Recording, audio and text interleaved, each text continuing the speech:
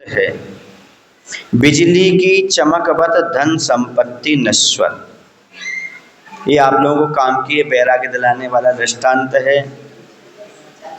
जैसे बिजली की कौंध होती है, चमकती और समाप्त हो जाती है, वैसे ये धन दौलत आदि कैसी है, पुण्य के उदय से है। ये सब नष्ट होने वाला है। धन है, यौवन है, ये सब चीज़ें कैसे हैं, क्षण भंगुर है। कहते हैं कि सपने में राजपट आयो, एक भिखारी सपने में राजा बन गया। हुआ यह है कि भिखारी भीख मांगने निकला। भीख मांगते मांगते थकान महसूस हुई, अतः वह सो गया और स्वप्न लोक में उतर गया। देखते देखते वह राजा बन गया, स्वप्न में ही सेठ साहूकार बन गया।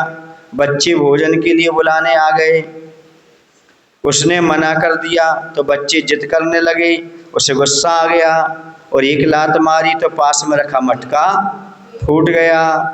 मटका फूटने से आवाज़ से उसकी नींद खुल गई। वह एकदम से उठा बैठ गया। देखकर कहता है, अरे यह क्या हुआ, कहाँ गया राज दरबार, कहाँ गए बच्चे, कहाँ गए रसोई और कहाँ गया भोजन का बुलावा। यहाँ तो कुछ नहीं है, यहाँ तो मटकी भी फूटी पड़ी है। मैं क्या देख रहा था, मैं तो राजगद्दी पर बैठा था। क्या यह सब कल्पना मात्र थी, क्या ये सभी कल्पना के लड्डू थे। उससे समझ में आ गया यह तो स्वप्न था, मैं स्वप्न का राजा था। उसे यह भी समझ में आ गया कि दिन का हो या रात का, सपना सपना होए, सपना अपना सा लगे किंतु न अपना हो। दिन का हो या रात का, सपना सपना होए, सपना अपना सा लगे किंतु न अपना होए। एक रात का सपना है, एक दिन का सपना है। सपने दो प्रकार के होते हैं, एक दिन का खुली आंख का, एक रात का बंद आंख का। याद रखना, बंद आंख के सपने से कोई खतरा नहीं होता, पर जो खुली आंख से सपना देखा दिन में, इसमें खतरा ही खतरा होता है। ये मेरा, ये तेरा, ये धन दौलत, ये सोना चांदी, ये सब सपने हैं। कब नींद खुल जाए पता नहीं, आयु समाप्त हुई और सब छूट जाने वाला है। जिस दिन तेरी मौत की शहजादी आएगी, ये सोना चांदी यहीं पड़ी रहे, सज धज कर जिस दिन मौत की शहजादी आएगी, न सोना काम आएगा न चांदी आएगी, न चेला काम आएगा न चेली आएगी। सज धज कर जिस दिन मौत की शहजादी आएगी, न सोना काम आएगा न कुछ भी काम में नहीं आने वाले। इसलिए बिजली की चमकवत धन संपत्ति नश्वर है, सब यहीं छूट कर जाने वाली है। चक्रवर्ती के पास भी नहीं गई, न निधियाँ गई न रत्न गए, उसके बेटों को भी नहीं मिले। कहाँ गए, गए समझ गए, सब नष्ट हो गया। कहाँ गए चक्री जीता भरत खंड सारा, कहाँ गए वो राम और लक्ष्मण, जिन रावण कहाँ गई वो सुवर्ण की नगरी, सोने की लंका कहाँ गई, सब समाप्त हो गए, कुछ नहीं रहने वाला। कोरोना काल में तो सबने पैसे फेंक दिए, कोई नहीं बचा पाया किसी को। विदेशों में तो सब लुट गया, सब चला गया, कुछ भी नहीं। आगे, महाव्रती बनने के लिए साकांक्ष त्याग तप की साधना। महाव्रती बनना है तो साकांक्ष त्याग तप की साधना, अर्थात आकांक्षा से रहित त्याग और तप करना। मुनि बनना है आप लोगों को, नहीं चाहते मुनि बनूंगा तो ऐसा त्याग करो, ऐसी तपस्या करो जिसमें कोई आकांक्षा ना हो, तभी आप क्या बन पाओगी, मुनि बन पाओगी। आकांक्षा सहित त्याग तपस्या से मुनि नहीं बनते। सुदर्शन श्रेष्ठ अष्टमी चतुर्दशी को शमशान में तप किया करता था, वस्त्र त्याग कर मुनिवत ही रहता था, लेकिन उसे मुनि नहीं कहा जा सकता था। मुनिवत रहने से कोई मुनि नहीं हो जाता, मुनि के समान आगे के गुणस्थान भी नहीं होते। उन्होंने वहाँ आर्टिफिशियल ध्यान नहीं किया था, किंतु वास्तव में सावकों के लिए सामायिक एवं ध्यान साधना का एक आदर्श प्रस्तुत किया था। उन्होंने नाटक नहीं किया था मुनि बनने का, नहीं, गृहस्थ इस प्रकार की आगे मुनि बनूंगा तो कैसे साधना करूंगा, ये उन्होंने अपना आदर्श प्रस्तुत किया था। गृहस्थ अवस्था में भी चेलोपशिष्ट मुनिरेव वस्तु से उपशिष्ट मुनि के समान सामयिक अवस्था को स्वीकार किया गया है। रत्नकंठ शावकाचार्य में कहा है, जो वृत्ति सावक है वह सामयिक में यदि वृत्ति है तो क्या कर सकता है, वह नग्न होकर सामयिक कर सकता है। वृत्तियों को कहा है, आवृत्तियों को नहीं। तो उस समय वह कैसा हो जाता है, वह वस्त्र से ढके हुए मुनि के समान हो जाता है। मुनि नहीं हो जाता, मुनि के समान हो जाता है। इसलिए कहा चैलोपशिष्ट मुनि रेव, वस्त्र से उपशिष्ट मुनि के समान सामयिक अवस्था को स्वीकार किया है। वे 12 घंटे का संकल्प लेकर रात्रि में वस्त्र त्याग कर सामयिक करते थे। शेष सुदर्शन सुबह होने पर वस्त्र ग्रहण करूंगा, यह संकल्प रहता था। यह साकांक्ष त्याग तब कहलाता है। साकांक्ष माने आगे कपड़े पहनूंगा ना, इच्छा तो है कपड़े पहनने की, हाँ। इससे स्पष्ट है कि उनका यह साकांक्ष त्याग अभ्यास के रूप में था।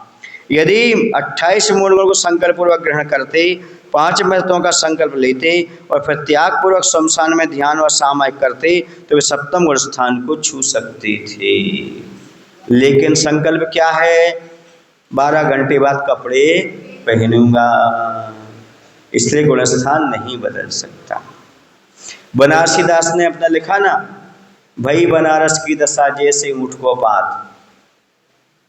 बनारसी दास ने कपड़े आदि उतार लिए, उतार करके मुनि जैसे अनुभव करना चाहा, नहीं हुआ तो उन्होंने क्या कर दिया, भई बनारस की दशा जैसे ऊँट को पात, करनी को फल ना मिलो, ऐसा कुछ आता है। समझे ना, ऊँट के पास समझते आप, एक कहावत है, जैसे टेढ़ी खीर है ना, ऐसे ही ऊँट पे टांग, एक कहावत है, ऊँट पर टांग काम मत करो, ये ऊँट पर टांग मत रखो। ऊँट तो समझते, ऊँट, ऊँट पे टांग, टांग माने पैर, हाँ, तो कहते ऊँट पर टांग काम मत करो, कहते ना।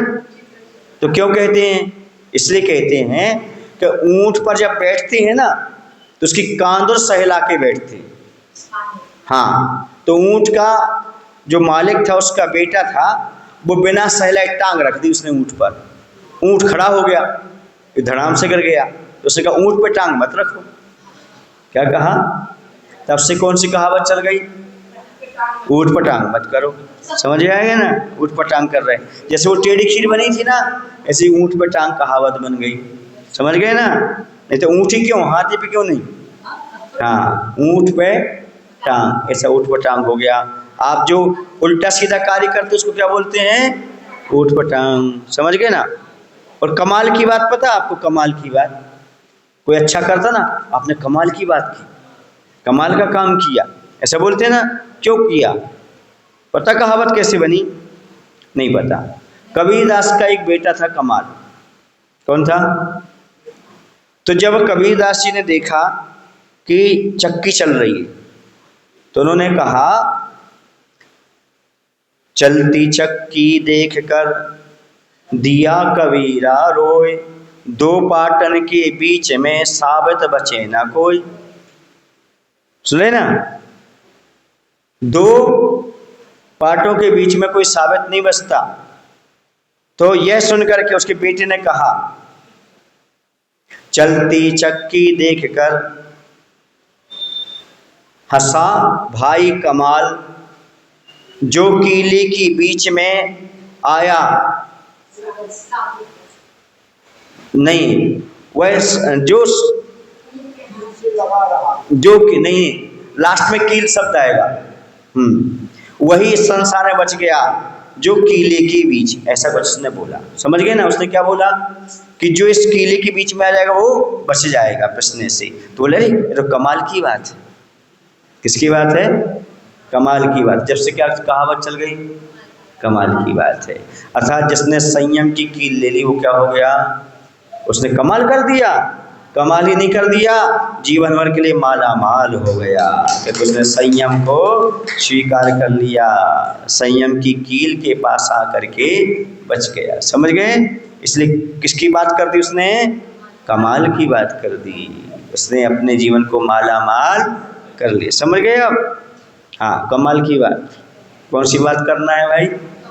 कमाल की बात। कमाल की बात ऐसी उत्पन्न हुई। समझ गए? ये कहावत है, जहाँ से बनी है उसको जाया करो, कहाँ से बने कैसे आपको मालूम पड़ेगा। अब बोलते ना, बुंदेलखंड में बोलते हैं, उम्र बड़ी के भैंस, नहीं अकल बड़ी के भैंस। क्या बोलते हैं?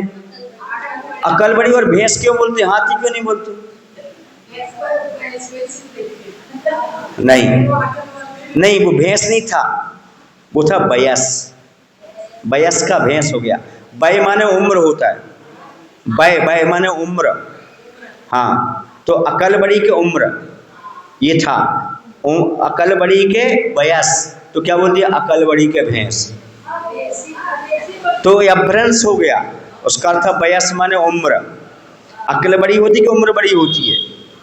हाँ, कोई छोटा है पर अकल से अच्छा है तो वो बड़ा है, कोई बुजुर्ग है पर अकल नहीं है तो ये था वो। ऐसी कहावत अपभ्रंश हो जाती है। समझ गए ना? हाँ, यदि इसको सुनाएंगे तो बहुत सारी कहावतें बताएंगे आपको, पर भी उस समय नहीं है। ठीक है, चलिए।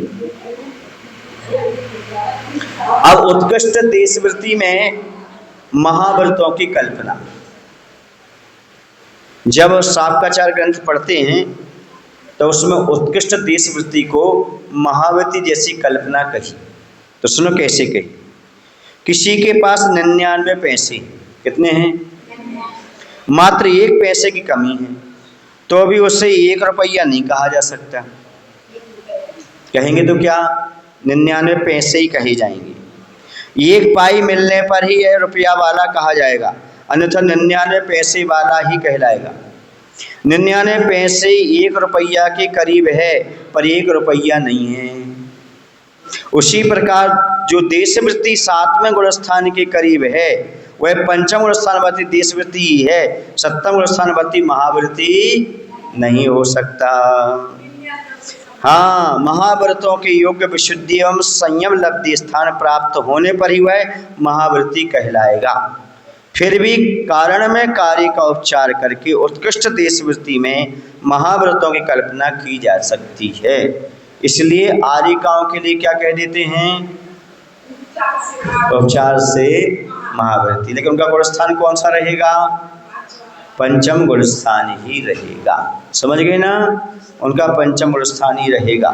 भले वह उत्कृष्ट रूप से वहाँ 99 पहुँच गए हैं, लेकिन 1 अभी कम है। 1 पैसा कम मतलब कम तो कम होता है, 1 पैसा भी हो तो कम ही होता है। 99 भी पैसे ही कहलाते हैं, भले 1 पैसा कम है, वह रुपया नहीं कहला सकता। ऐसा समझ में आ गया ना? ऐसे देशवृत्ति तो देशवृत्ति कहलाएंगी, भले उपचार से उन्हें आप महाव्रती कह लो। अब शुद्धानुभूति में परद्रव्यों की ओर दृष्टि नहीं। जब शुद्धानुभूति में लीन होते हैं तब परद्रव्यों से दृष्टि हटाना पड़ती है। जैसे फिल्म देखने के लिए बाहर की रोशनी को समाप्त करना पड़ता है। बाहर की रोशनी थोड़ी सी भी आएगी तो पर्दे पर अच्छी फिल्म नहीं दिखेगी। ऐसे बाहर का कोई भी परद्रव्य विषय बन रहा है तो आत्मा वहाँ पर नजर नहीं आ सकती। सुनिए, एग्जाम्पल दिया आचार्य ने। आप घी की प्राप्ति के लिए दही मथते हैं। दही मंथन से नवनीत प्राप्त होने के उपरांत तक्र छाछ की ओर देखते तक नहीं। कहाँ ध्यान रहता है? वहाँ हाँ, मजगी पर नहीं रहता, छाछ पर नहीं रहता। हाँ, वो जो गोला आना है ना, वो नवनीत रस पर रहता है, क्योंकि वह आपके प्रयोग के योग्य नहीं है। उसी प्रकार तप ध्यान रूपी मंथन से शुद्धात्म रूपी नवनीत की प्राप्ति के उपरांत स्पर्श रस आदि से लेकर गुणस्थान तक के सभी भाव उपयोगी नहीं होते। इसलिए शुद्धात्मा की प्राप्ति होने के बाद साधक उनकी ओर देखते भी नहीं, क्योंकि वे शुद्धानुभूति से भिन्नता रखने वाले होते हैं। लेकिन संसारी प्राणी के लिए वे सभी वैभाविक भाव उपयोगी होते हैं। सामान्य व्यक्ति तो छाछ लेने ही बैठे रहते हैं। पहले कैसा होता था, जब घर में बिलोते थे ना तो गरीब लोग बाहर बैठ जाते थे, उनको आवाज़ आ जाती थी कि सेठ जी के यहाँ क्या हो रहा है, नहीं दही बिलोया जा रहा है। उनको आवाज़ आती थी मथानी की घड़े वाली, तो आके बैठ जाते थे। फिर जो मक्खन अपन ने निकाल लिया और जो छाछ हो गई उसमें थोड़ा देख लिया कितने लोग हैं, थोड़ा पानी और डाल दिया। अब बहुत सारे लोग हैं तो क्या करोगे, उतना है ही नहीं छाछ, देना सबको है, समझ गए ना। अनुभव की बात बता रहा हूँ। फिर जाकर के सबको थोड़ा थोड़ा बर्तन में दे दिया, क्योंकि कोई नहीं, अनुभव की बात बता रहा हूँ, समझ गए आप लोग कि नहीं।